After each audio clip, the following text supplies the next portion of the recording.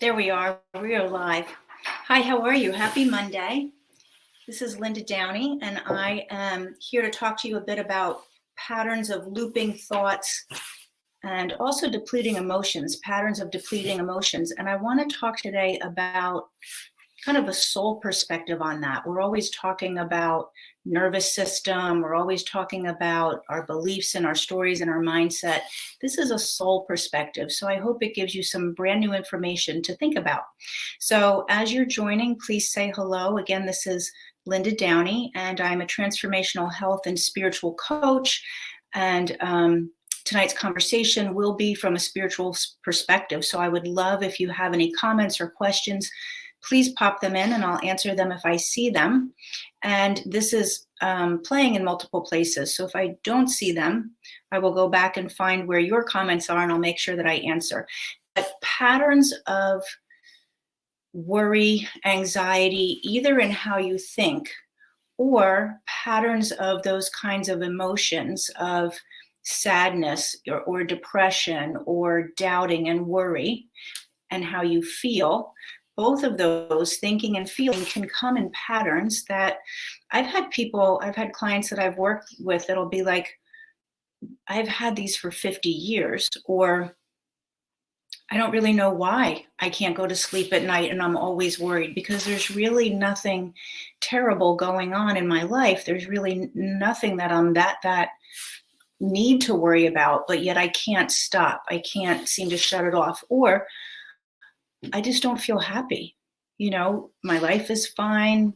Everything is okay, and all the things that you would look at, and yet I'm not happy. So here's what I want you to think about. First, we have multiple parts that make us up, right? We have our physical body. We have our emotional body, which is where our emotions reside. And, that's the place for our emotions. We have our mental body, which is our thoughts. And we have our spiritual body, which is our connection to, our soul and our connection to our inner self. So all of those bodies make up who we are. And you're very familiar with your physical body. So I'm going to give the physical body as an example to give you a frame of reference that I think will make a difference. So in your physical body, you might have an issue of, let's say, inflammation. So inflammation is a thing that can settle into our physical bodies, and it can cause, like systemic issues or issues in certain areas, like inflammation in your joints might give you arthritis. Inflammation, in your digestive system would cause problems with your digestive system, right? So inflammation is an issue, and I'm going to actually call it a pattern that can be present in your physical body. Okay. So that, I think we can all kind of picture that, right? Inflammation is a pattern or an issue that is present in your physical body. Now, if you're just joining, you maybe didn't hear me a moment ago, but I said we actually have our physical body, we have our emotional body, we have our mental body, and we have our spiritual body. So all of that makes up who we are. So just like our physical body can have the pattern or the issue of inflammation, you can have a pattern in your mental or your emotional body. So it would be a pattern or an issue that is actually stuck in that part of you, your mental body or your emotional body. Okay, just like inflammation can get stuck in you. So now let's look at that. Let's look at the mental body. So let's say you're a person who has thoughts all the time, like you can't go to sleep, you lay in bed and you just have your thoughts go round and round and round, and you're looking, it's 2:00 and it's 3:00 and you still can't shut your brain off. Obviously, what you think is going to affect how you feel. So if you're thinking thoughts and they're making you upset, hi, Charm. So I love when people say hello, and my girl Charm always hops on for these conversations, and she just said hello to me. So nice to see you, Charm. And anybody else, please say hello and where you're listening from. So what was I saying? So you can't go to sleep. You have these thoughts, and obviously your thoughts affect how you feel. And when you're feeling depressed and sad and anxious, that affects what you think. So they do affect each other. It's not like they're completely separate bodies, parts of you, but I'm going to separate them because we do have each of those parts. So in your mental body, let's say, you hold a pattern of self-doubt. I'm just picking that out of the, hi, Gail. Thank you for listening, Gail in Atlanta. Let's just say you hold a pattern of self-doubt. So if you're coming on now, I gave you the example of having inflammation in your physical body. So inflammation is something that can be present in our physical body, and I'm going to call it a pattern just to keep the terminology the same. So we have a pattern of inflammation, and you might always be battling the inflammation or figuring out how to get inflammation out of your body, right? So now I'm saying a pattern of, for example, self-doubt, and self-doubt in your mental body. Okay, now, see, we've got that.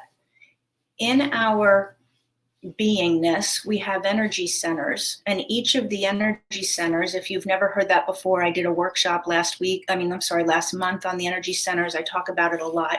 Each of the energy centers is responsible for different parts of our physiology and different parts of our life. So the first energy center is all about our connection to society. It's about the tribe. It's about us feeling grounded and safe in our families, like that. The second energy center going up is all about money, sexuality, right? So in your body, it's the area of your body where we are connected to reproduction and growing a baby. And also, if you have issues in your GI system, the lower GI, that's the part of the body there. So there is some overlap between each of the energy centers, okay? But each one has its physiology and its life area that the energy needs to move through and do its job in order for those things in your body and in your life to work. Okay, so the third energy center is all about your self-esteem, your personal goals, like what do you want to attain in your life. It's also where your adrenals are in your physical body. So your adrenals are responsible for fight or flight. They kick in when you're feeling competitive or aggressive, right? So that's when the adrenals, like your cortisol goes up and you're ready for a fight. But in your life, it's your self-esteem, your life goals, things like that, your personal goals. The fourth center is all about relationships, but really your relationship to yourself first, your relationship to self, because it's where your heart is.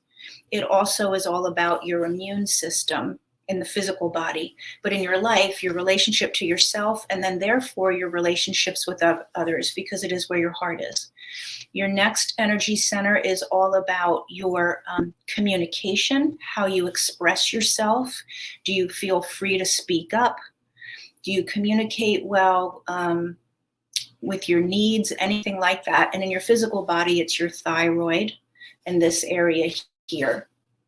Okay, the next energy is going up, next energy center, and I'm going to pull it back into the patterns in a minute. I just want to go through these so you have an understanding if this is new to you. The next energy center is the sixth center of your body, and that's where your intuition is, your vision for your life, how you see your life unfolding. And then if you're getting intuitive guidance about that, it's also like right here in the center of your brain. So it's frontal lobe problem solving, like that. It is any sort of like problem solving, intellectual vision for your life, anything like that. The next one up is really the top of the head, and that's your personal freedom. As we move up, how free do you feel in your life? And also that's where like the pineal gland, and that's where going down your nervous system. So starting in the brain and going all the way down your nervous system. If your nervous system knows how to relax, knows how to turn off when the adrenals are kicking on, does your nervous system know how to turn off?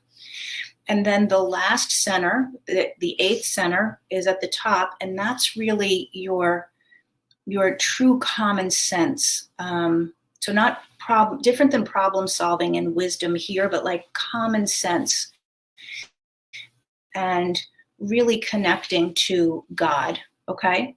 So those are the energy centers. So now let's go back to your mental body and your issue of always having worrisome, anxious thoughts. If there's a pattern in your mental body, just like inflammation is a pattern in your physical body, you have a pattern of self-doubt, let's just say, in your mental body, you're going to have thoughts like, can I really do this? Well, let's apply it to a certain energy center. So if you have, let's see, you're holding it or it's disrupting the energy in the energy center of, let's just say, hold it, I wrote this down. Let's say your third energy center. Remember, that is the one where your self-esteem is, your personal goals. So let's just say you have a personal goal of starting a business, or a personal goal of writing a book, or a personal goal maybe in the area of fitness, right? So you have this personal goal and it's where your self-esteem is, but you have this pattern of self-doubt in your mental body. It's going to affect one of those energy centers. If it affects that third energy center, then what you're always going to say to yourself is, can I really do this? I need to do more research. What do I have to know before I can do that? Like constantly self-doubting yourself and your ability to create the goal that you have for yourself, right? So it's the energy center of goals and personal goals and self-esteem, and it's an issue in your mental body. Now let's just flip that. Let's say it's an issue in your emotional body, not your mental body. And let's just say it's affecting your fourth center. So your fourth center is relationships, your relationship with yourself and your relationship with others, like really connecting. And you have a pattern of self-doubt. It's the same pattern, it's self-doubt, but now it's in your emotional body, not your mental body. So you're going to feel, right? Emotional body is our feelings. You're going to feel disconnected. You're going to feel unsure, like, do they love me? Do they really love me? Do I love them? So I'm saying words like I'm thinking it because it will affect how you think, but it's more of a feeling, like this feeling in my body where I don't know if he really loves me. I don't know if I really love him or her. I don't know. I hold myself back from truly connecting. It's a pattern of doubt in your emotional body affecting relationships.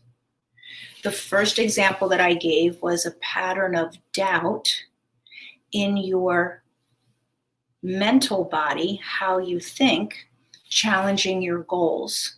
So it shows up very differently in life, right? One person may do really great in relationships, but they're always doubting their goals. They're always wishing they could do, hey, Michelle, they're always wishing they could do, the big personal goal that they have for themselves, but they spend so much time in doubt, they don't move forward.